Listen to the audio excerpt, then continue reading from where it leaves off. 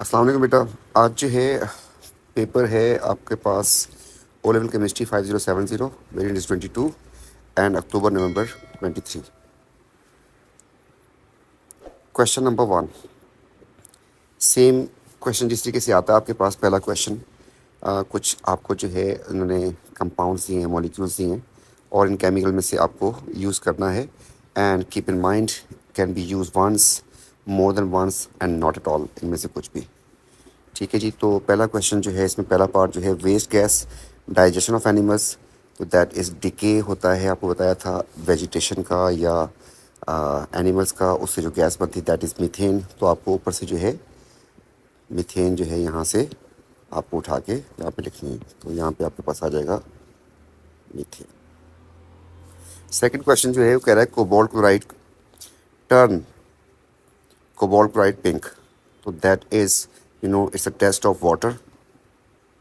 तो chemical test of water आपके पास दो हैं। एक आपके पास कोबाल्ट क्लोराइड जो है इसको ब्लू को पिंक करता है। दूसरा आपके पास जो था वो एनहाइड्रस जो है कॉपर सल्फेट है। तो साथ साथ आपको दिखाने की कोशिश करते हैं। तो एयर एंड वाटर में था हमारे पास। तो if you can see, these are the two test. Cobalt chloride जो था ये आपके पास जो है ब्लू को पिंक कर देता है। सिमिलरली दूसरा टेस्ट जो है chemical test of water that is anhydrous copper sulphate जो है वाइट होता है, उसको ये ब्लू कर देता है।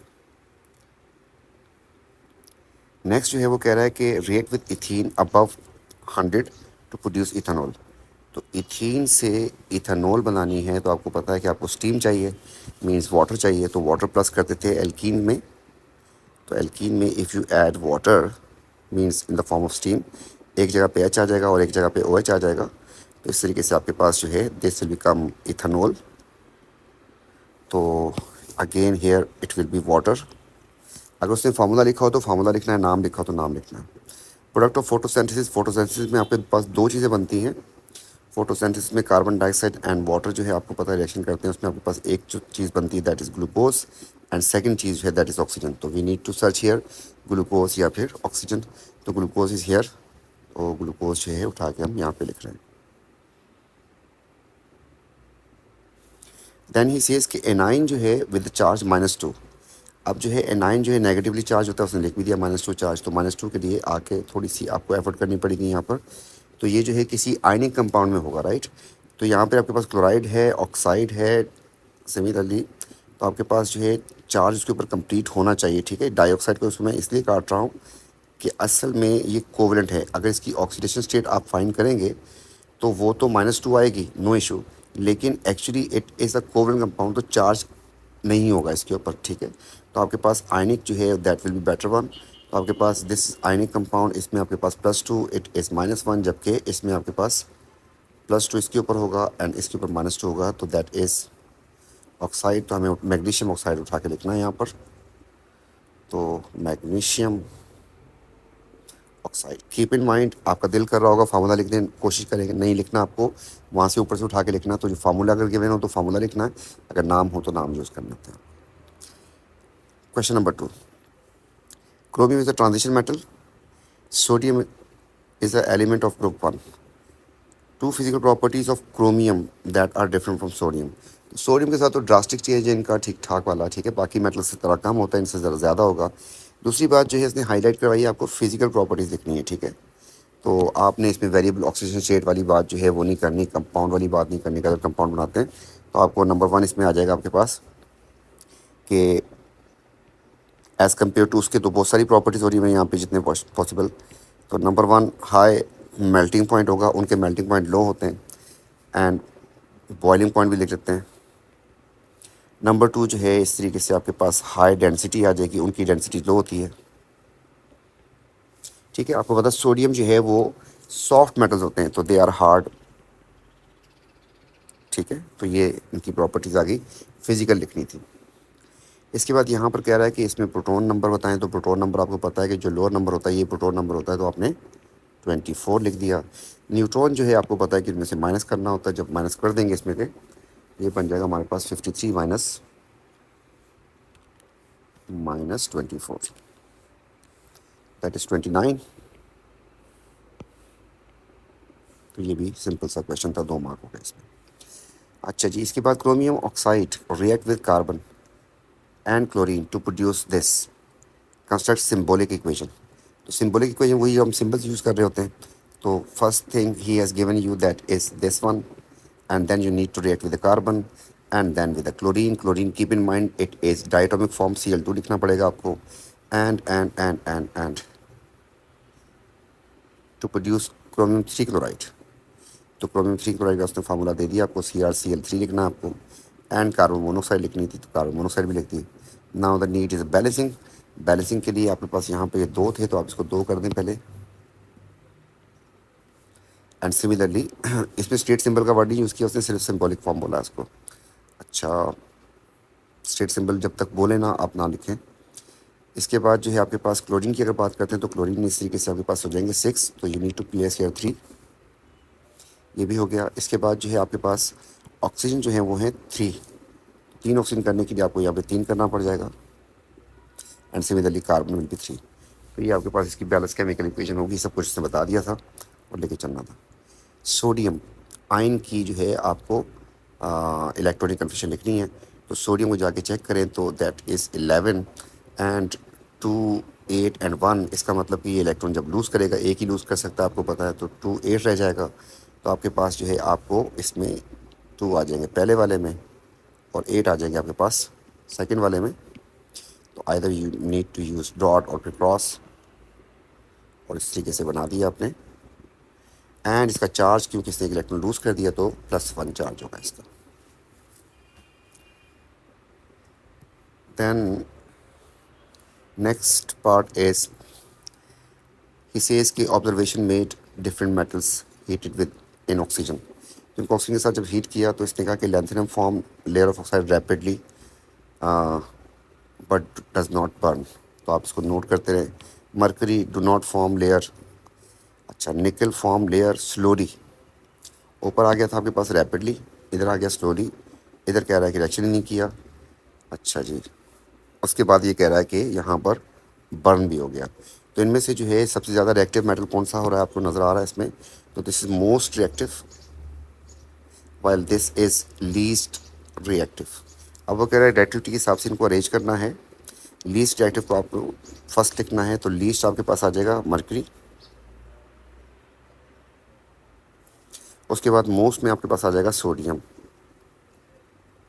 अब रह गए 2, एक आपके पास रैपिड कर रहा है, एक स्लो कर रहा है। तो आप जो है लीस्ट में आपके पास फिर आ जाएगा निकल,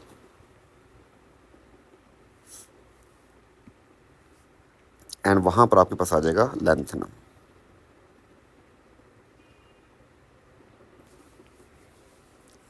नेक्स्ट ही सेज के aluminium use food container and overhead electric cables because it is resistant to corrosion.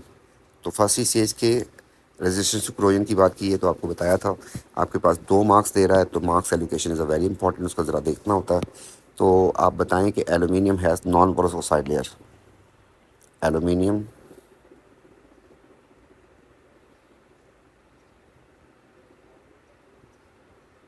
Has non porous oxide layer.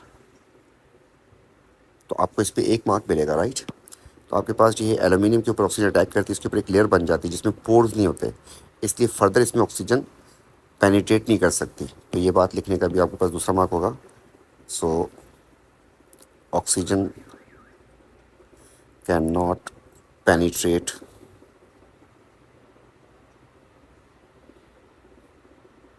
So corrosion prevented, corrosion prevented। इसके बाद कह रहा है state other 2 other reason why aluminium is use in overhead cables. तो overhead cables में cables का काम क्या होता है, इलेक्ट्रिसिटी कंडक्ट करना। और जो है ओवरहेड की बात हो रही है, तो 2 बातें आ रही हैं। ओवरहेड का मतलब कि लाइट वेट भी होगा, ठीक है। तो नंबर 1 लाइट वेट, जिसकी जगह पे आप एक और वर्ड लो डेंसिटी का भी वर्ड यूज़ कर सकते हैं, लो डेंसिटी की वजह से यूज़ कर रहे हैं आप इसको। एंड सेकंड जो है good conductor of heat, oh sorry, heat में इलेक्ट्रिसिटी। तो ये इसके दो ऑप्शन हो गए। नेक्स्ट जो है he says question number 3, the student investigated the reaction of large piece of calcium carbonate dilute this. तो क्या इन्वेस्टिगेट किया, ठीक है जी, 25 degree Celsius. Complete state symbol लगाने हैं आपको। तो आपको बताया था ऑल कार्बोनेट्स आर इनसॉल्युबल, ठीक है, फर्स्ट ग्रुप वालों के अलावा, अमोनियम के अलावा। तो इनसॉल्युबल है तो आपको यहाँ पर सॉलिड लिखना होगा। एसिड्स जो हैं उसने यहाँ पर कह दिया कि डाइल्यूट, तो आपको यहाँ पर लिखना पड़ेगा एक्वस है, ठीक है। स्टेट सिंबल वाटर के लिए लिक्विड लगाना पड़ेगा, उसमें गैस लगाया तो आपको यहाँ पे 2 मार्क्स दे रहा था। तीनों बातें ठीक होंगी, 2 मार्क्स मिल जाएंगे आपको। इसके बाद जो है ग्राफ दिया उसने, इसको प्लॉट किया मतलब जो volume of carbon dioxide produce होता रहा तो उसको उसने प्लॉट किया। आपके पास ये रेट का नॉर्मल सा ग्राफ है। Deduce the volume of carbon dioxide eight 40 second. तो आपने जाना है 40 सेकेंड पे, ये मार्क भी बस ऐसे ही दे रहा है आपको। तो 40 पे आप गए यहाँ पर, और यहाँ से आपने यहाँ पे परपेंडिकुलर गिरा दिया, एंड 40 सेकेंड पे आपके पास जो वॉल्यूम आ जाएगा दैट इज़ 35 तो नहीं है, 34 बन जाएगा ये। तो हमने उठा के लिख लिया कि दिस इज़ 34, ठीक है जी। इसके बाद जो है आपसे कह रहा है कि the student repeat experiment using same mass smaller pieces use किए। तो अब जो है स्मॉलर पीस यूज़ कर रहा है, इससे पहले उसने जो है लार्ज पीसेस यूज़ किए थे। ऐसा करने से आपको पता है स्पीड बढ़ जाती है, स्पीड बढ़ जाएगी लेकिन अमाउंट तो वही रहेगी ना। तो आपको पता है कौन कौन सी चीज़ जो है, रेट में आपको बताया था कि कौन कौन सी चीज़ जो है किस किस चीज़ पे इम्पेक्ट करती है। जितने भी फैक्टर्स हैं वो स्पीड को इफेक्ट करते हैं, कॉन्सेंट्रेशन, टेम्परेचर, प्रेशर वगैरह, सरफेस एरिया, कैटलिस्ट वगैरह। और अगर हम बात की करें मोल्स की, तो मोल्स को इम्पेक्ट करेगा आपके पास वॉल्यूम एंड कॉन्सेंट्रेशन। तो यहाँ पर सिर्फ आपके पास रेट जो है उसका स्मॉल पीस में बढ़ जाएगा। तो उसने कहा कि ऑल कंडीशन सेम, एक लाइन आपको ड्रॉ करनी है। तो आपको ये करना है कि स्मॉल पीसेस में रेट जो है आपका इंक्रीज़ कर जाएगा, तो curve will be more steeper, आपके पास वाई एक्सिस ज़्यादा पास हो जाएगी, एंड एंड वहीं पे होगी, अमाउंट सेम बनेगी। तो आपके पास जो है 2 मार्क्स होंगे इस बात के। एक आपने एंड सही जगह पे किया है, मतलब यहाँ पर थोड़ा सा हम डार्क करने की कोशिश करते हैं। तो यहाँ पर आपने एंड करना है इसको, एंड कर्व को आपने इस तरफ से लेके जाना है। तो इस तरीके से आपके पास कर्व आ जाएगी।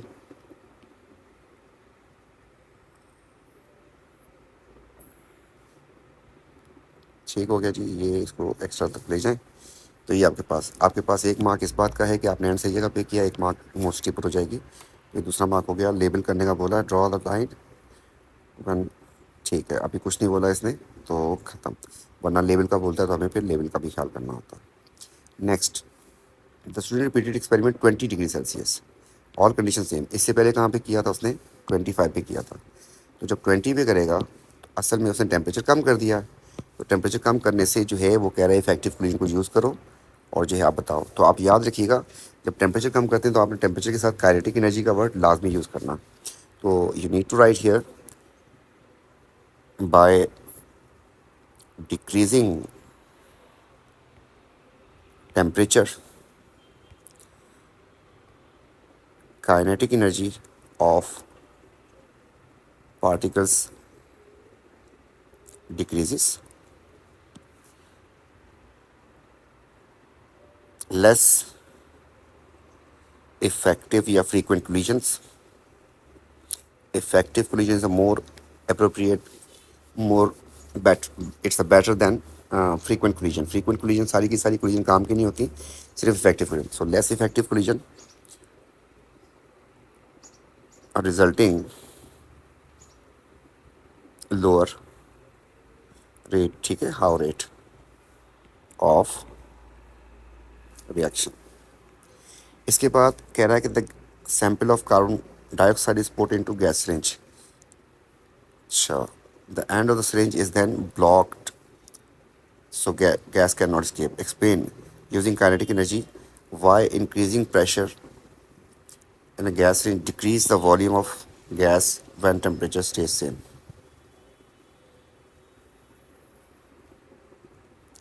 The end of the, अच्छा, यहाँ पे उसने ब्लॉक कर दिया इसको, गैस सिरिंज को, जो उसने सेटअप किया था ना। तो the end of the gas syringe is then blocked. अच्छा, आपके पास ये बिल्कुल अलग से ही बात हो रही है इसमें, सेटअप से रिलेटेड नहीं है ये आपके पास गैस रेंज हो गई। इसमें जो है आपके पास बीच में प्लंगर आता है, आपको पता है। तो ये आपका प्लंगर हो गया इसमें। अच्छा, अब वो कह रहा है कि इसमें मैंने गैस फिल कर दी ना, इसमें गैस, इसमें जैसे ही उसने गैस फिल कर दी तो ये प्लंगर जो है यहाँ से मूव कर जाएगा, थोड़ा सा पीछे चला जाएगा। इसके बाद उसने कर दिया इसको सील, क्लोज कर दिया।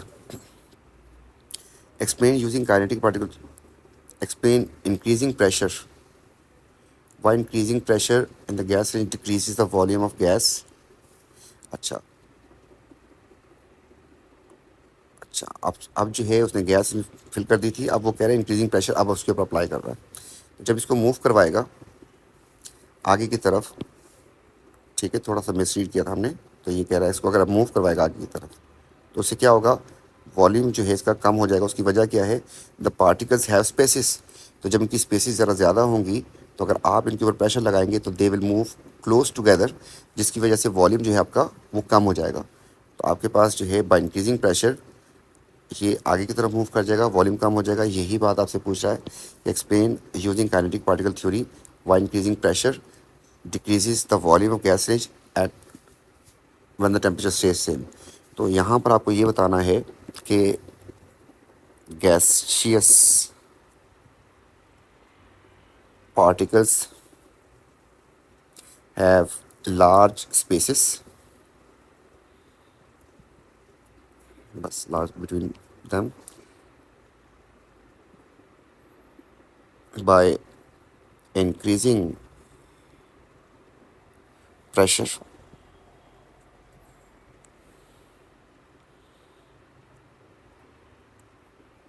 particles come close, so volume decreases. तो आपको यहाँ पर थोड़ा सा, इसमें थोड़ा सा अजीब सा था ज़रा क्वेश्चन, लेकिन नाउ इट्स क्लियर। तो ये था आपके पास, ठीक है, हल्का सा नॉर्मल था, प्रेशर ज़्यादा करने से वॉल्यूम कम होता है, लेकिन आपको काइनेटिक पार्टिकल थ्योरी से इसका रेफरेंस देना था। नेक्स्ट क्वेश्चन नंबर 4, इसे इसके कॉन्सनट्रेटेड मैग्नीशियम आयोडाइड था, तो आप इसके पहले आयंस बना लें। तो इसके आयंस आपके पास बन जाएंगे, एक मैग्नीशियम आयन होगा, फिर आपके पास आयोडाइड आयन होगा, कॉन्सनट्रेटेड तो वाटर के भी आयंस होंगे। आपको बताया था कि इन दोनों में से क्या सिलेक्शन होती है, इन दोनों में से आपके पास जाता है lower inductivity series, so hydrogen ion will discharge. जबकि उनमें से आपके पास जो है जाता है जिसकी कॉन्सनट्रेशन ज़्यादा हो, तो out of these two ions की कॉन्सनट्रेशन ज़्यादा है, if you are using concentrated तो इट मीन्स कि iodide is more concentrated, iodide जाएगा आपके पास। तो आपके पास जो है एनोड का मतलब होता है पॉजिटिवली चार्ज प्लेट, कैथोड का मतलब होता है नेगेटिव। तो एनोड के ऊपर आपके पास जाएगा आयोडाइड, तो जाने देते हैं इसको, जबकि यहाँ पर जाएगा आपके पास हाइड्रोजन आयन। तो इन दोनों को क्या होना है, डिस्चार्ज होना है, इसका भी चार्ज ख़त्म और इसका भी चार्ज ख़त्म, and both exist in diatomic form, right. तो अगर डायटोमिक फॉर्म एग्जिस्ट करते हैं तो इसको भी आपने ऐसे कर दिया, इसको ऐसे कर दिया। Now you need to place here two इनमें से मोर पॉजिटिव साइड जो है दिस इज़ -2, दिस इज़ 0। तो मोर पॉजिटिव साइड पे आपको इलेक्ट्रॉन लगा देने, तो 2 इलेक्ट्रॉन इस तरफ आ जाएंगे। सिमिलरली इसमें +2 साइड बन रहा है, यहाँ पे 0 बन रहा है, तो मोर पॉजिटिव साइड पे आपको 2 इलेक्ट्रॉन लगाने के, खत्म। अच्छा, हमसे गलती हो गई, तो उसने पूछी थी प्रोडक्ट और हमने लिख दिया है, तो मैं यहाँ पे मिसरीड किया, प्रोडक्ट पूछा है उसने, तो बस कोई मसला नहीं है। तो प्रोडक्ट का हम जो है यहाँ से इसको उड़ा देते हैं। तो उड़ाने के लिए, बल्कि उसने नीचे आपसे पूछा भी हुआ है, तो इन इक्वेशंस को उठा के हम जो है थोड़ा सा क्वेश्चन को, तो मैं इसको इन इक्वेशंस को उठा के यहाँ से यहाँ कर रहा हूँ, ये यहाँ पे फिट हो गया। अच्छा, मोल्टन वाला बोला था, चलें खैर हो गई। तो ऊपर आपके पास, इस पे आपके पास बनेगी iodine, you need to write here iodine, जबकि यहाँ पर आपके पास बनेगी हाइड्रोजन गैस। अच्छा, इसके बाद कह रहा है मोल्टन मैग्नीशियम आयोडाइड। तो मोल्टन में आपके पास मैग्नीशियम होगा एंड आयोडाइड होगा, देयर इज़ नो अदर आइन। तो एनोड पे तो आयोडाइड जाएगा एंड बिकम I2। इस पे आपके पास ये जाएगा एंड आपके पास बन जाएगा मैग्नीशियम। तो मोर पॉजिटिव साइड और बैलेंस करने के लिए आपके पास यहाँ पर ये कर दिया, तो इसमें आपके पास वही सेम इक्वेशन बन जाएगी, तो 2 इलेक्ट्रॉन आपको यहाँ पे लिखने पड़ेंगे। इसमें मोर पॉजिटिव साइड ये वाली बन रही है, ये 0, तो आपके पास 2 इलेक्ट्रॉन यहाँ पे लिखने पड़ेंगे। And then ionic equation done. Describe the test of iodide ion include observation positive result. तो इसके लिए जो है आप यूज़ कर सकते हैं both lead iodide, lead nitrate भी यूज़ कर सकते हैं एंड यूज़ कर सकते हैं आप सिल्वर भी। तो आपके पास दोनों हैं, तो मैं यहाँ पर दोनों को लिखता हूँ। पहले मैं लिखता हूँ add dilute nitric acid and aqueous lead nitrate solution, और उसके बाद जो इसमें ऑब्जर्वेशन आ जाएगी येलो प्रेसिपिटेट्स ऑफ PbI2। एक ये लिख सकते थे आप, और दूसरा आप लिख सकते हैं यहाँ पर add dilute nitric acid and aqueous silver nitrate. तो इससे आपके पास आ जाएंगे pale yellow precipitates of Ag। तो इसमें पेल बनते हैं, इसमें डार्क कलर होता है। एंड आपको दिखा देते हैं कि कितने पेल बनते हैं। तो यहाँ पर देखें आपके पास ग्रुप आ गया। ये आपके पास ना, ये आपके पास हालात इनके, अगर आपके पास AgCl के हो तो वाइट PPT होते हैं, AgBr के हो तो क्रीम PPT होते हैं। They are very close to each other, ठीक है, ऑफ वाइट क्रीम। जबकि इसके आपके पास पेल येलो आ रहे होते हैं। और अगर इस तरीके से आपको उसका दिखाएं हम आयोडाइड के, तो दे आर इंटेंस कलर। तो आयोडाइड वाले जो है आपके पास काफ़ी इंटेंस कलर के होते हैं। लेट्स सी, अगर मिल जाते हैं हमें तो अच्छी बात हो जाएगी, हम प्रॉपर्ली मिल जाएंगे। तो आपके पास ये कलर होता है लेड आयोडाइड का, ठीक है। जब लेड आयोडाइड बनता है आपके पास, तो इसका कलर काफ़ी इंटेंस है as compare to the previous one. इसमें बहुत लाइट कलर होता है, तो you should keep in mind. तो दोनों लिख सकते हैं। इसके बाद जो है आगे बढ़ते हैं हम लोग। तो explain in terms of movement of electrons. Now you know कि रेडॉक्स के बारे में जब भी बात होती है ऑक्सीडेशन रिएक्शन में, तो वो किसी भी टर्म में पूछ सकता है आपसे, हाइड्रोजन की टर्म में, ऑक्सीजन की टर्म में, ऑक्सीडेशन स्टेट की टर्म में या इलेक्ट्रॉन की टर्म में। तो जो भी बात करेगा उस लिहाज से आंसर करना है। नॉर्मली जो है आपके पास बात होती है in terms of electrons and oxidation state की टर्म में बात हो रही होती है। बहरहाल तो उसने कहा है कि आप बताओ कि iodide act as a reducing agent. अच्छा, आप देखें कि अगर रिड्यूसिंग एजेंट है तो खुद क्या होगा, इट सेल्फ क्या होगा, इट सेल्फ ऑक्सीडाइज होगा ना फिर। तो आयोडाइड आयन जो है इस फॉर्म से इस फॉर्म में कन्वर्ट हो रहा है, -1 से 0 में कन्वर्ट हो रहा है। इसका मतलब ऑक्सीडेशन स्टेट जो है आपके पास -1 से 0 की तरफ जा रही है, इंक्रीज़ कर रही है। तो आपने लिखना है कि लूजेस इलेक्ट्रॉन्स, ख़त्म, ठीक है। इसके बाद जो है एक्सप्लेन इन टर्म्स ऑफ, अच्छा तो आगे आपको लिखना हो तो लिख दें इलेक्ट्रॉन्स एंड कॉज रिडक्शन। अच्छा, state name type of reaction involve simultaneous oxidation reduction.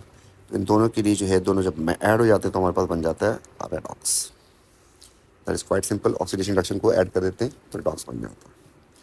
Next question जो है आपके पास कह रहा है डॉट एंड क्रॉस कंप्लीट करने को, और आपके पास जो है आउटर शेल ही होंगे मोस्ट प्रॉब्ली, तो आउटर शेल ही। फास्फोरस को याद रखेंगे, फास्फोरस ग्रुप 5 का है, तो आपको 5 इलेक्ट्रॉन्स बनाने। एंड सिमिलरली आयोडाइड जो है आपके पास वो जो है ग्रुप 7 का है, तो उसमें आपको 7 इलेक्ट्रॉन्स बनाने हैं। और इस तरीके से आपके पास वैलेंसी की बात करें, इसकी वैलेंसी 3 होती है, 3, इसकी वैलेंसी जो है 1 होती है। तो आपके पास Pi3 बनेगा फार्मूला, एंड ये इसकी डिस्प्ले फार्मूला बन जाएगा आपके सामने। तो आपके पास dot and cross and dot and cross and dot and cross, phosphorus के 2 इलेक्ट्रॉन बच जाएंगे। एंड हर आयोडाइड के 6 इलेक्ट्रॉन्स बचे होंगे। Out of 7 1 is involve in bonding and remaining will be 6। तो you need to place here. ये marks इसी बात के होंगे कि अगर आपने ये नहीं बनाया तो मार्क कटेगा आपके पास, ठीक है। और अगर आपने ये नहीं बनाया 6 6 सब पे, तो मार्क कटेगा। नेक्स्ट क्वेश्चन जो है आपके पास question number 5 on the draw circle functional group that react with bromine. तो ब्रोमीन के साथ एक्वस ब्रोमीन के साथ जो फंक्शनल ग्रुप रिएक्शन करता है वो आपके पास होता है कार्बन कार्बन डबल बॉन्ड।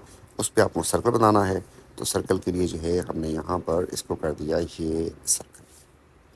इसके बाद describe the colour change when drops of bromine, तो उसी टेस्ट की बात हो रही है। तो ब्रोमीन का कलर ऑफ एक्वस ब्रोमीन क्या होता है, आपको लिखना पड़ेगा ऑरेंज लिख दें या फिर लिख दें रेड ब्राउन होता है इसका कलर। ब्राउन नहीं लिखना, ब्राउन आयोडीन होती है एक्वस। जब उस रिएक्शन कर जाएगा तो आपको पता है कि जब तक रिएक्शन नहीं किया आपके पास ये एल्कीन था, इसका कोई कलर नहीं है। लेकिन ब्रोमीन का तो कलर होगा ना एलिमेंट की फॉर्म में, लेकिन इनके हैलोजन के जो कंपाउंड होते हैं ना उनका कलर नहीं होता। तो एक ब्रोमीन यहाँ पे आ गया, यहाँ पे आ गया, तो this become colourless. Describe the molecular formula of A, reduce. अच्छा जी, ढूंढ लेते हैं। आपको कार्बन नज़र आ रहे हैं इसमें 1 2 3 4, तो C4 हो गया। एच की काउंटिंग करते हैं तो आपके पास 2 3 1 2 3 4 5 6 7 8 एंड एक ऑक्सीजन है आपके पास। ये इसका मॉलिक्यूलर फार्मूला हो गया। कह रहा है कि A is a liquid R T P, describe the motion and separation of particles. अच्छा जी, अब लिक्विड में किस तरीके की मोशन होती है और किस तरीके से पार्टिकल्स दूर होते हैं, तो ये दोनों बातें बतानी है। तो मूवमेंट जो है आपके पास लिक्विड में वो होती है slide over, sliding over particles होंगे। इसके बाद सेपरेशन जो है तो क्लोज टुगेदर होते हैं, क्लोज टुगेदर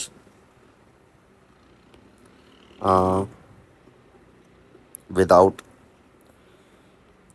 ऑर्डर। ठीक है, ऑर्डर नहीं होता इनमें। सॉलिड में और इनमें स्पेसिस तकरीबन एक जैसी होती हैं। सॉलिड में एक पर्टिकुलर ऑर्डर होगा इस तरीके से, जबकि लिक्विड में कोई ऑर्डर नहीं होगा, स्पेसिस तकरीबन उतनी ही होती हैं। तो इतना सा फ़र्क होता है सॉलिड और लिक्विड में। ठीक है, तो क्लोज टुगेदर होंगे विदाउट ऑर्डर या इरेगुलर अरेंजमेंट होगी। नेक्स्ट जो है आपसे कह रहा है कि can be polymerise draw to repeat unit. अच्छा, अब जो है उसने जैसे ही बोला ना टू रिपीट यूनिट, तो आपको पता है कि एडिशन में आपको अगर रिपीट यूनिट 2 बोल रहा है तो आपको 4 कार्बन लगाने पड़ेंगे। तो पहला तो काम ये है कि मॉलिक्यूल जिसका पॉलीमर बनेगा वो तो इतना प्यारा होगा, that is done without any reason. ये तो डन हो गया। अब क्या रह गया मसला, अब रह गया मसला कि इस मोनोमर को उसने सही नहीं बना के दिया जिस तरीके से आपको बना के देते। आपको हर मोनोमर जो है इस तरीके से बना के दिया जाता था, तो आपके पास फिर पॉलीमर बनाना आसान हो जाता था। तो इसको हमें सेट करना है। सेट करने के लिए आप चले जाएँ डबल बॉन्ड पे, फिर आप चेक करें कि इस कार्बन के साथ जो डबल बॉन्ड है इस पर क्या क्या चीज़ लगी हुई है, पहले इसको चेक करें। तो आप इस मॉलिक्यूल को खूबसूरत करने के लिए पहले तो इस तरीके से लिखें। मैं उसी कार्बन को मार्क कर रहा हूँ, बस आपको ऊपर नीचे कर देना इन चीज़ों को। तो क्या क्या चीज़ लगी है इसके साथ, तो इस कार्बन के साथ यू कैन सी, इस कार्बन के साथ एक एच लगा हुआ है, एक CH3 लगा हुआ है।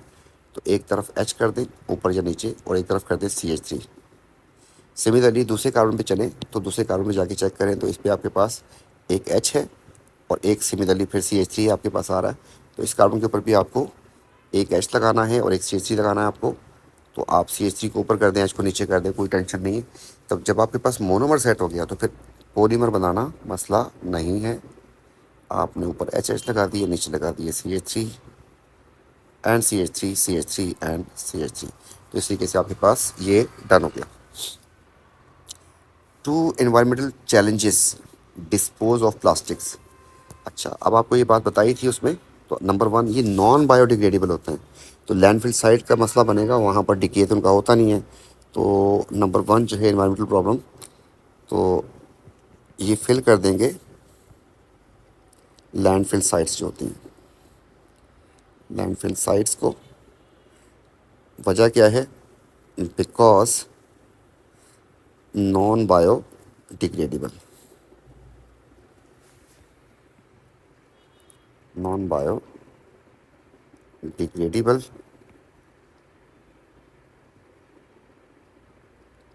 तो डिके तो इनका होता नहीं, 10 साल भी पड़े रहेंगे, 20 साल, 100 ईयर्स डिके नहीं होता इनका। तो आपकी लैंडफिल साइट जो है ख़राब होती जाएंगी।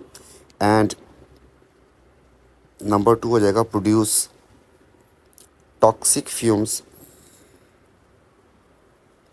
If burned. अगर इनको जलाया जाए तो उससे आपके पास टॉक्सिक फ्यूम्स आते हैं। तो ये तो इसके जो है एनवायरनमेंट, ठीक है। अभी फ़िलहाल पोल्यूशन के लिहाज से बात हो रही थी, तो ये हो जाएगा, ठीक है। इसके अलावा आपको पता है कि फॉसिल फ्यूल की डिप्लीशन भी हो रही है इससे, ठीक है। वो इसका एडवर्स इफेक्ट था। क्वेश्चन नंबर 6, इसमें आपको नज़र आ रहा है कि रिवर्सिबल है और जो है कुछ बातें हो रही हैं। तो आपसे कहा था कि क्वेश्चन बार बार आता है और आपको लिखना होता है। तो आप जो है, अगर मेरी बात याद है वैसे लिखते हैं, बिल्कुल सही है वो वाला, ठीक है। तो आपके पास 2 लाइनों में सारी बात आ जाती है। और अगर उसको लंबा करना है इंग्लिश को आपको, तो फिर वैसे भी लिख सकते हैं आप। तो मैंने यहाँ पे लिख देता हूँ। तो मैं क्या लिखवाता हूँ, मैं आपसे कहता हूँ हमेशा के लिए कि अगर आपके पास एंडो या एक्सो, तो आप ऐसा करें कि छोटा सा एक ग्राफ बना लें। एंडोग्राफ इतना प्यारा होगा। Now you need to recall कि ये energy has to absorb, this energy will be absorb actually, and this energy will be release, ठीक है। एब्जॉर्ब किस लिए होती है आपको पता, बॉन्ड ब्रेकिंग के लिए। और रिलीज़ कहाँ पे होती है, तो आपको 2 मार्क जो है in terms of bond breaking and bond formation से रिलेटेड। तो आपने लिखना है कि एंडो है मोर एनर्जी एब्जॉर्ब,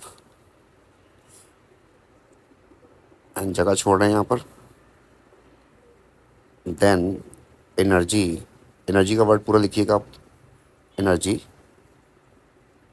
रिलीज़। अब जो है यहाँ पर आप लिख दें एब्जॉर्ब किस लिए होती है भाई, मोर एनर्जी एब्जॉर्ब फॉर, ये ब्रैकेट सिर्फ आपको समझाने के लिए लिखा है मैंने, आप पूरा स्टेटमेंट लिखेंगे। More energy absorb to for bond breaking, then energy release in bond formation। तो अभी भी आपका मार्क्स सेट है। और फिर जो है आपको आपको वही वाली बातें करनी है जैसे आपके पास लिखा हुआ है कि bond making is exo, bond breaking is endo, कोशिश कीजिएगा पूरा वर्ड लिखे आप, endothermic, exothermic.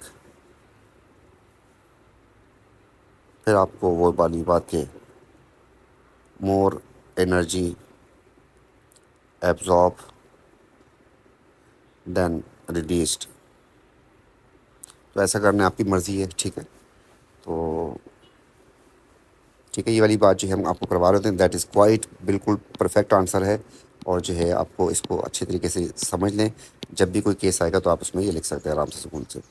Next question, transfer of thermal energy to chemical energy is called enthalpy change, ठीक है जी। एंथैल्पी का symbol for the enthalpy change, तो आपसे पूछा है सिंबल, तो आपको पता है सबको। Include the sign for the endothermic, तो आपको पहली बात आपको लिखना है कि डेल्टा एच, ये सिंबल यूज़ करते हैं इसके लिए एंथैल्पी के लिए। एंड एंडो की जो साइन होती है दैट इज़ पॉजिटिव। इसके बाद जो है carbon monoxide water this state 1 other substance form during incomplete combustion of carbon containing fuels. अच्छा जी,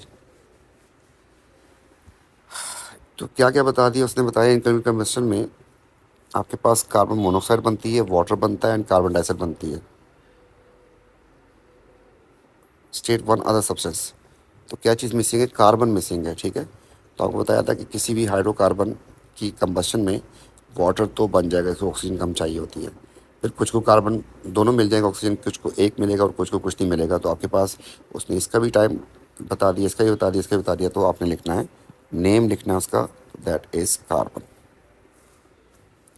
इसके बाद state adverse effect of carbon monoxide, तो आप कोशिश करें पॉइजनस की बजाय आप इसका ये वर्ड लिखना शुरू कर दें कि इट रिड्यूसेस ऑक्सीजन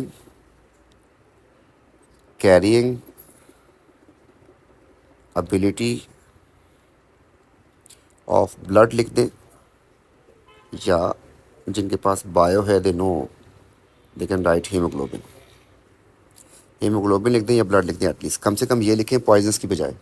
तो that is the more appropriate answer. इसके बाद जो है फ्यूल सेल, हाइड्रोजन ऑक्सीजन का फ्यूल सेल है। 2 advantages of hydrogen fuel cell as compare to petrol. देखें पेट्रोल का अगर यूज़ करेंगे ना, तो CXHY को आपके पास पोल्यूटेंट गैस बनेगी, CO2 बनेगी, जिसकी वजह से आपके पास एसिड रेन होती है, ग्रीन हाउस गैस है। कार्बन मोनोऑक्साइड बनेगी, पॉइजनस है। कार्बन बनेगा, that is also has adverse effect. जबकि फ्यूल सेल में आपके पास क्या बनता है, हाइड्रोजन ऑक्सीजन रिएक्शन करते हैं, वाटर बनता है। तो दो एडवांटेज बताने थे। Number one, environment friendly, environment friendly है, मतलब because produce H2O, no pollutant, pollutant नहीं बनता इसमें, जैसे चाहे लिख दिया आप उसको। जबकि दूसरा जो है हाइड्रोजन इज़ एफिशिएंट फ्यूल, तो एफिशिएंट ये लिख दें, या पे लिख दें कि H2 is efficiency is high, या एफिशिएंट भी सही है, हाइड्रोजन इज़ एफिशिएंट फ्यूल। अब ये बात जिनको नहीं पता ज़रा सुन लें। देखें, हम जब किसी चीज़ की कैलकुलेशन करते हैं ना, मैंने अगर सोचा कि मैं मीथेन का 1 मोल लूँगा, इसका 1 मोल, उससे मेरे पास मैंने कैलकुलेट किया कि 230 एनर्जी जो है मेरे पास आनी चाहिए। तो असल में ये मैंने थ्योरेटिकली सोचा, लेकिन एक्सपेरिमेंट में असल में ये होता है कि आपके पास इसके 1 मोल से एनर्जी जो रिलीज़ होगी दैट इज़ 200। तो इसका मतलब क्या हुआ, किलो जूल जो है, सॉरी किलो जूल है, इतनी एनर्जी रिलीज़ हुई। तो कम क्यों हुई? क्योंकि किसी चीज़ की एफिशिएंसी 100% होती ही नहीं है, कुछ हीट लॉस हो जाएगी इसमें। तो आपकी जो कैलकुलेशन से आप कर रहे होते हैं कि इतने से इतनी एनर्जी मिलेगी, वो बात बन नहीं रही होती। जबकि इस केस में आपके पास अगर हाइड्रोजन जो है उसका 1 मोल आप लेते हैं ना, तो आपने कैलकुलेट किया कि इसमें आपके पास एनर्जी जो है that is should be 300 energy जो है आपके पास किलो जूल रिलीज़ होनी चाहिए। तो एक्चुअली जब आप इसका एक्सपेरिमेंटली करेंगे, एक्सपेरिमेंटली, तो आपके पास 290 किलो जूल एनर्जी आ जाएगी। मतलब इसकी एफिशिएंसी बहुत अच्छी होती है। That is why it is use in rocket fuel, ताकि जो कैलकुलेशन से आपके पास आंसर आ रहा होता है तो उसी लिहाज से वो कैलकुलेशन करके इसको रॉकेट को जो है ग्रेविटी से निकालते हैं। अदरवाइज़ किसी और फ्यूल को यूज़ करेंगे तो आपके पास एफिशिएंसी कम हो रही होती है। तो एफिशिएंट फ्यूल का भी ये ज़हन रखिएगा। अच्छा जी, इसके बाद जो है क्वेश्चन नंबर 7 आ गया आपके पास। नाउ ही सेज कि आप बताएं कि कॉन्सेंट्रेशन निकालनी है, तो ठीक हो गया। ऐसे क्वेश्चन आपको बहुत सारे करवाए, आपके पास देखें गौर से। 3 मार्क का क्वेश्चन है। नंबर वन, एक कॉन्सेंट्रेशन और फिर आपके पास जो है दूसरी कॉन्सेंट्रेशन उसने फाइंड करने को बोल दिया, तो 2 कॉन्सेंट्रेशन आ गई। सिमिलरली इफ़ यू कैन सी, तो आपके पास एक वॉल्यूम ये रहा, एक वॉल्यूम आपको ये दे दिया, तो 2 वॉल्यूम आपके पास आ गए।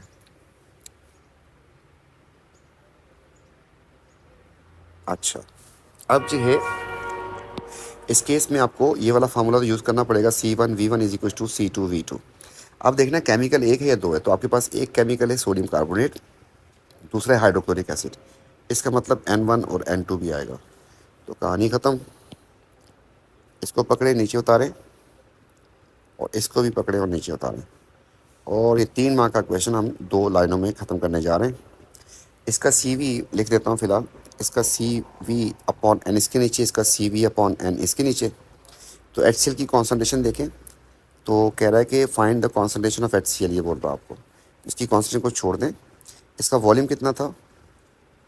अब volume of this, volume of 15 of hydrochloric acid, इसका वॉल्यूम दिया उसने आपको 15.5। इसके मोल्स कहाँ से आएंगे? इक्वेशन से। उसकी कॉन्सेंट्रेशन कितनी दी है आपको? उसकी कॉन्सेंट्रेशन आपको दी है ये वाली, इसका वॉल्यूम ये रहा। तो concentration is 0.025 and the volume is 20। And moles जो है इसके इक्वेशन में आपके पास 1 आ रहा है, तो 1 से डिवाइड कर देंगे और क्वेश्चन ख़त्म। आंसर आ जाएगा आराम से, सुकून से। कुछ बच्चों के दिल में आ रहा होगा कि सर आपने 1000 से इसको डिवाइड नहीं किया वॉल्यूम को, तो बेटा ये कैंसिल आउट हो जाएगा दोनों केसेस में। इन फार्मूला में C1V1 हो, डायल्यूशन वाला हो, या ये वाला, इसमें आपको वॉल्यूम को डिवाइड करने की ज़रूरत नहीं है।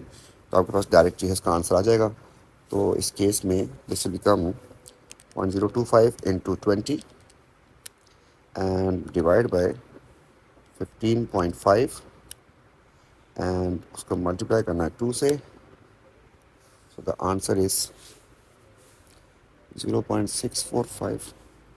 मैं एक दफ़ा क्रॉस चेक भी कर लेता हूँ, देख लेता हूँ कि 0.645। अब आप कहेंगे इतना क्यों लिख रहे हैं? आपको किसी मोलर कैलकुलेशन में 3 सिग्निफिकेंट तक लाजमी लिखना होता है। तो 0.025 एक दफ़ा दोबारा क्रॉस चेक कर रहे हैं, एंड 20, उसके बाद जो है इंटू 2 एंड डिवाइड बाई 15.5। तो आप चेक कर लीजिएगा, मसला आना तो नहीं चाहिए बार ये होगा, ठीक है। तो उसको कभी कभी कैलकुलेटर में लिखते हुए अगर गलती हो जाती तो आप इसको ज़रा देख लीजिएगा।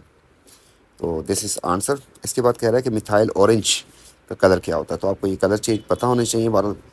तो मिथाइल ऑरेंज का जो है, मिथाइल ऑरेंज, अगर आप इसको एसिड में डाल दें तो कलर क्या होता है, बेस में डाल दें तो कलर क्या होता है, आपको पता होना चाहिए। बेस में इसका कलर येलो होता है एंड एसिड में इसका कलर रेड होता है। और अगर बिल्कुल न्यूट्रल हो, 7 pH हो, 7 pH के ऊपर इसका कलर जो है वो उस वक्त ऑरेंज होता है। तो इसने कहा है कि एल्कलाइन, एल्कलाइन का मतलब हो जाएगा बेस, बेस में आपके पास कलर इसका आ जाएगा yellow. The formula of ion alkalis में, तो कौन सा आयन रिस्पॉन्सिबल होता है बेस में, एल्कलीज में OH आयन इज़ रिस्पॉन्सिबल। इसके बाद नेक्स्ट क्वेश्चन जो है आपके पास आ गया ये वाला, ये मोल का क्वेश्चन है। इसमें कह रहा है कि इतने ग्राम से कितनी बनेगी। तो दैट इज़ क्वाइट सिंपल, ये भी आपको समझाया हुआ आराम से सुकून से हो जाएगा। तो इसमें आपके पास किस किस चीज़ के बारे में बात कर रहा है। नंबर 1 कह रहा है कि calculate the volume of carbon dioxide. तो ये रही कार्बन डाइऑक्साइड, इसका वॉल्यूम निकालना है, किस में निकालना है, सेंटीमीटर क्यूब कह रहा है। तो मैंने लिख दिया सेंटीमीटर क्यूब। और यहाँ पर आपको ये बात पता होनी चाहिए कि 1 डेसीमीटर क्यूब जो होता है वो 1000 सेंटीमीटर क्यूब होता है। ठीक है, तो एक मोल का वॉल्यूम अगर 24 डेसीमीटर क्यूब होता है तो ये हो जाएगा 24,000 सेंटीमीटर क्यूब। तो 1 मोल जो होता है किसी भी चीज़ का वो 24 DM³ या फिर 24,000 सेंटीमीटर क्यूब होता है बहरहाल। तो पहला काम तो ये कि हमने इसके बारे में पूछा तो हमने इसको अंडरलाइन कर दिया, मैं इसको शेड कर देता हूँ। दूसरा आपको बताया इसके बारे में सोडियम कार्बोनेट, तो बेटा ये रहा सोडियम कार्बोनेट, इसको जो है हमने अंडरलाइन कर दिया। इसके बारे में इंफॉर्मेशन ग्राम में दे रहा है तो हमने ग्राम ग्राम लिख दिया, वहाँ पे सेंटी सेंटी लिख दिया। आपको बताया था पहली वाली लाइन जो है आपको इक्वेशन से फिल करनी होती है, तो इक्वेशन से। तो देखिए अगर इसके मोल कहता तो मैं 1 लिख देता, अब उसका मास पूछा है तो इसका MR निकालेंगे हम। तो इसका MR जो है आपके पास बन जाएगा 2 सोडियम 46 एंड 1 कार्बोनेट 60 होता है, तो 106 बन जाएगा। जबकि इसका आपको मोल नहीं लिखना, अगर मोल लिखना होता तो मैं 1 लिखता। आज उसने क्या बोला आपको, सेंटीमीटर क्यूब। अगर इसका 1 मोल 24 डेसीमीटर क्यूब, तो सेंटी लिखना हो तो 24,000 लिख देंगे। दूसरी वाली लाइन जो है आपको फिल करनी होती है किससे, क्वेश्चन से। तो क्वेश्चन आपने यहाँ पे लिखा, आपने लिखा कि 2.65 = x और ख़त्म। सारे क्वेश्चन आपको अगर मसला आ रहा हो तो मोल विद इक्वेशन की मेरी वीडियोस देख लीजिएगा ताकि आपका जो है काम ज़रा क्लियर हो जाए। और इनटू 2.65 एंड डिवाइड बाय 106, ये आपके पास 600 आ गया। नेक्स्ट क्वेश्चन जो है आपसे कह रहा है hydrochloric acid strong acid, define the term strong. अच्छा, तो स्ट्रॉन्ग का मतलब होता है स्ट्रॉन्ग एसिड के लिए यूज़ कर रहा है। तो N acid which completely ionizes या फिर इसकी जगह पे वर्ड डिसोसिएट्स का भी यूज़ कर सकते हैं, डिसोसिएट्स। ऐसा एसिड जो कम्प्लीटली डिसोसिएट होता है उसे हम स्ट्रॉन्ग कहते हैं, जो पार्शली होता है या इनकम्प्लीटली होता है या हार्डली होता है उसे हम कहते हैं weak acid. Oxide of nitrogen contribute to acetate, state one other adverse effect of nitrogen oxide.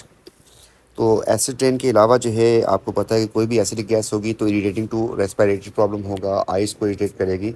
और इसके अलावा जो है ये फोटोकेमिकल स्मोक भी कर रहा होता है। तो हम यहाँ पे लिख देते हैं इसकी नंबर 1 रेस्पिरेटरी प्रॉब्लम कर सकती है आपको, रेस्पिरेटरी प्रॉब्लम्स, इरिटेटिंग होगा, इरिटेटिंग टू आइस लिख दें। और इसके अलावा जो है मैंने कहा कि फोटोकेमिकल स्मोक में भी ये काम कर लेती है। इसके बाद कंप्लीट द सिंबॉलिक इक्वेशन, तो आपके पास सिंबल्स दिए हैं इसने। कैटालिटिक कन्वर्टर, कैटालिटिक कन्वर्टर की आपको कहा था मेन इक्वेशन आपको याद रखनी है, वो क्या थी वही लिखी है आज आपके पास। तो हमने कहा था कि मेन इक्वेशन की क्या याद रखनी है आपके पास, कि एक आपके पास कार्बन मोनोऑक्साइड और एक ये, तो ये जो है ना ऑक्सीजन इसको मिल जाती है तो क्या बन जाएगा, ये CO2 बन जाएगा एंड वो N अकेला हो जाएगा तो डायटोमिक फॉर्म में। तो आपको इस तरीके से लिख दें। तो अभी इसने दिया हुआ आपको, तो कार्बन जो है that will become 2 carbon dioxide और वहाँ से वो बन जाएगी N2 ख़त्म। तो आपके पास जो है स्टेट सिंबल तो नहीं मांगे उसने, नहीं मांगे, 2 मार्क दे रहा है तो 1 मार्क बैलेंसिंग का ही होगा आई गेस। तो दैट्स क्वाइट सिंपल। तो ये इसकी मेन इक्वेशन कैटेलिटिक कन्वर्टर की। साथ साथ याद रखिएगा इसमें कैटलिस्ट कौन था, या तो प्लाटिनम या फिर रोडियम कैटलिस्ट यूज़ होता है, ठीक है। तो ये इसकी मेन इक्वेशन आपको याद करनी थी।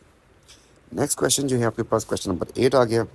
अच्छा, फिर आपके पास अब जो है ये कह रहा है कि रिवर्सिबल है, फिर आपको एक्सो ही बोल रहा है, predict the effect on position of equilibrium. ठीक है, आप चला गया ली चैडलर की तरफ कि रिएक्शन आगे जाएगा पीछे जाएगा, वो वाली बात आ गई आपके पास। तो आपको कुछ याद होना चाहिए, मैंने कुछ तस्बीह करवाई थी आपको।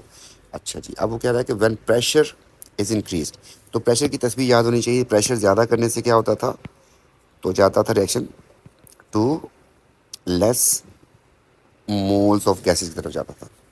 तो शुरू करते हैं। यहाँ पर आपके पास गैस के मोल्स कितने हैं, आपके पास 1 मोल ये है, 2 मोल ये हैं गैसेस के, तो 3 मोल हो गए। वहाँ पर 1 है, तो आपके पास वहाँ जाएगा जहाँ पे कम मोल्स होते हैं। तो आपने लिखना है predict the effect equilibrium shifts to right hand side, और उसकी वजह लिखनी है बिकॉज राइट हैंड साइड या product side has less moles. देखें आपका मार्क यहाँ पे कट जाएगा कंफर्म। क्या लिखना है, कीवर्ड ऑफ गैसेस, लाजमी लिखिएगा, गैस पे इसका इम्पैक्ट आ रहा था। आगे फिर कह रहा है ये, और टेम्परेचर जो है उसने इंक्रीज़ कर दिया। टेम्परेचर की तस्बीह क्या थी, टेम्परेचर ज़्यादा करने से कौन आगे जाता है, अगर एंडो होगा तो वो आगे जाता है। तो ये रिएक्शन तो एक्सो था। तो आपने बताना है कि इक्विलिब्रियम जो है आपकी, इक्विलिब्रियम शिफ्ट्स टू, किस डायरेक्शन में जाएगा भाई, ये एक्सो है। अगर एंडो होता तो टेम्परेचर ज़्यादा करने से आगे जाता, अब तो ये एक्सो है तो पीछे जाएगा to left hand side. And वजह क्या है, वजह आपके पास बिकॉज रिएक्शन इज़ एक्सोथर्मिक, या आप लिख सकते हैं फॉरवर्ड डायरेक्शन इज एक्सोथर्मिक, ये भी लिख सकते हैं, ठीक है। तो इसके बाद जो है वो कह रहा है कि आगे आपसे कह रहा है कि आप जो है एस्टर की तरफ आ जाए। मीथानोल रिएक्ट विद इथेनोइक एसिड। बेटा मीथानोल में आपके पास 1 कार्बन है, इथेनोइक में आपके पास 2 कार्बन हैं। आपके पास जो है अल्कोहल का नाम पहले आता है तो मीथ है, उसका नाम बाद में आता है दैट इज़ ईथ।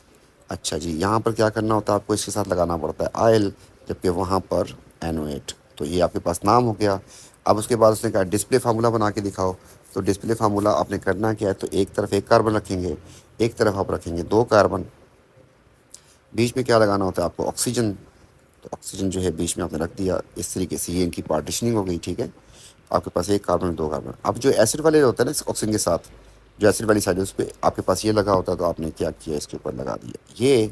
और उसके बाद जो है डिस्प्ले फार्मूला डंडियों वाला फार्मूला होता है, तो आपके पास यहाँ से ये हो जाएगा और वहाँ से हो जाएगा ये। तो आप इसको ऐसे बना दें या वैसे बना दें, दैट इज़ क्वाइट सिंपल। किसी को इस बात को समझने में ज़रा मसला आ रहा हो तो एस्टर की वीडियो देख लें, तो आपका बिल्कुल क्लियर हो जाएगा concept. That is quite simple. Structure वो तो स्ट्रक्चर बनाना सिखाया हुआ है उसमें, ठीक है। तो बड़े आराम से ये वाला काम डन।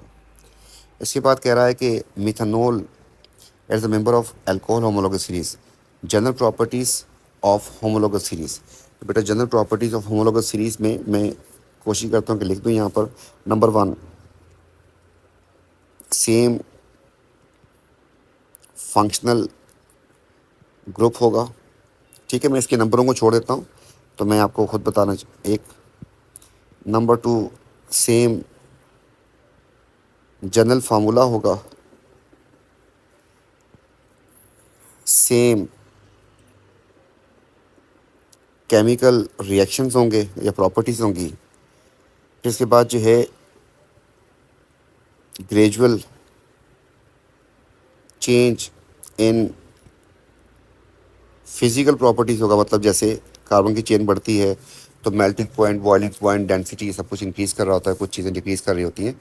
तो जनरल टेस्ट बतानी थी आपको, तो इनमें से कुछ भी आप उठा के लिख दें, तो सेम वाला लिख दें। तीनों आपको 3 चीज़ें बताई हैं, तो दैट इज़ बेटर, और आपके पास हो जाएगा। इसके बाद जो है नेक्स्ट क्वेश्चन, कुछ तो नहीं बचा इसमें, क्वेश्चन नंबर 9 पे आ गए। इसमें कह रहे हैं difference melting point of diamond and iodine. अच्छा जी, आपको स्ट्रक्चर बतानी है एंड बॉन्डिंग बतानी है। देखिए मैंने आपको स्ट्रक्चर की वीडियो अगर देखेंगे तो आपको अंदाज़ा हो जाएगा।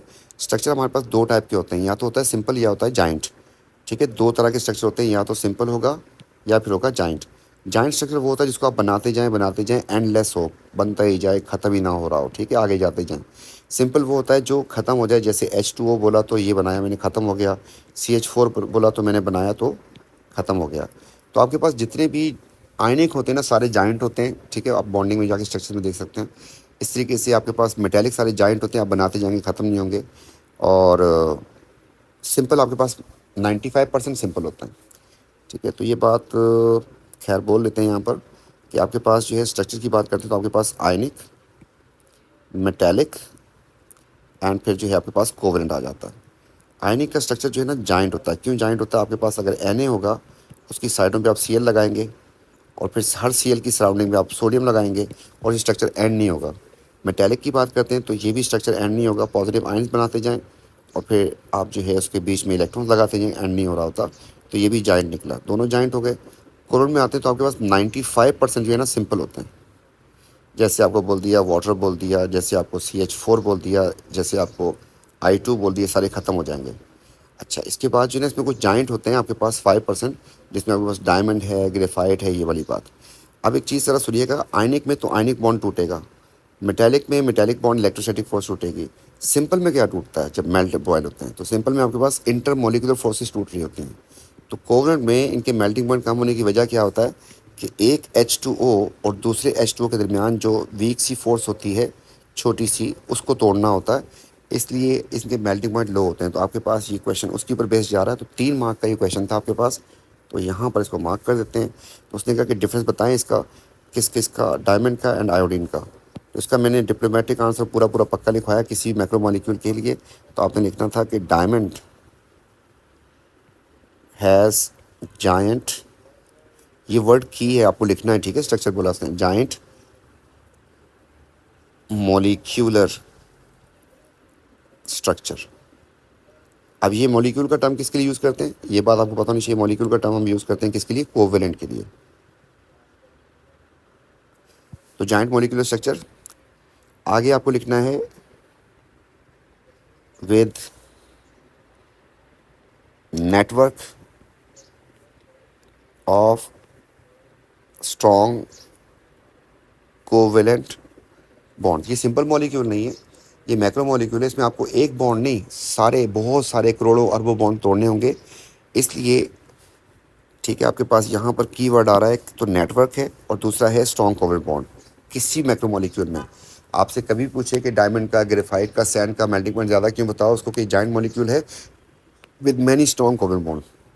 एक मार्क मैनी का होगा, एक स्ट्रॉन्ग कोवेलेंट बॉन्ड का होगा, ठीक है। सो हाई अमाउंट ऑफ हीट या एनर्जी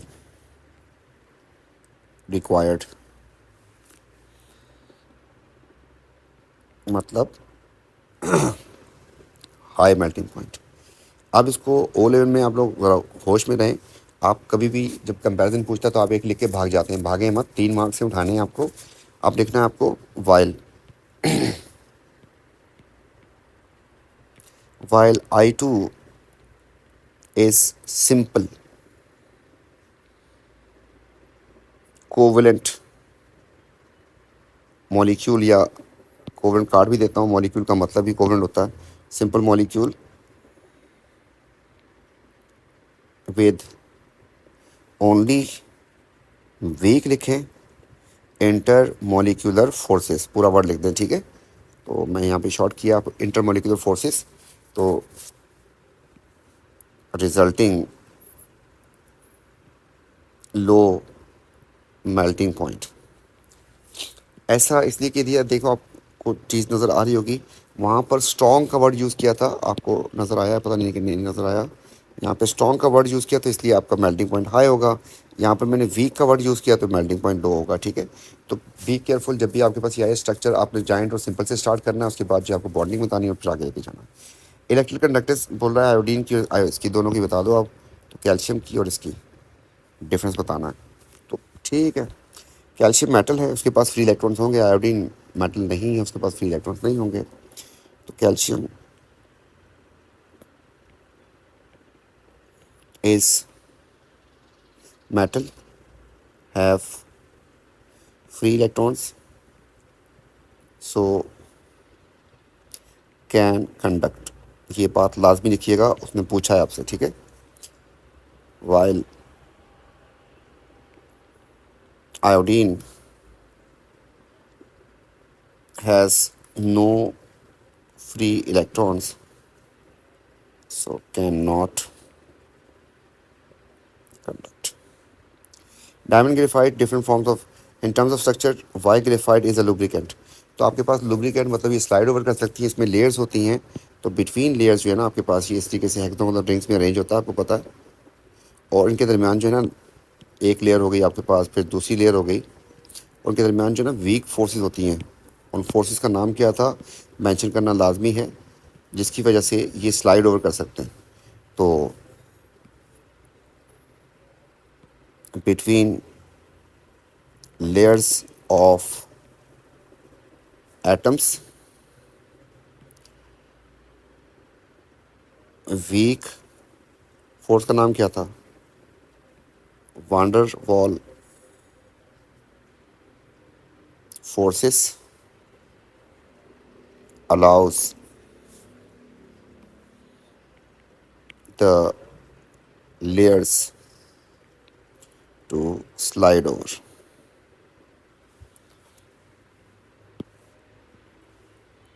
तो तीन बातें बिटवीन लेयर्स जो है आपके पास वांडावल होती है, जिसकी वजह से वो स्लाइड ओवर कर सकती है। नेक्स्ट जो है आपके पास कह रहा है कि आप जो है इंटीग्रल फार्मूला निकाल दें इसका, तो चले निकाल लेते हैं। आपके पास सोडियम है इसमें, फिर आयोडीन है और फिर ऑक्सीजन है। ये वो वाई जगह है जहाँ पर आपको O2 नहीं लेना, I2 नहीं लेना, बल्कि सिंगल एटम लेने होते हैं। इसका जो है परसेंटेज जो है सोडियम की है 11.62, आयोडीन की जो है that is 64.14 and oxygen is 24.24।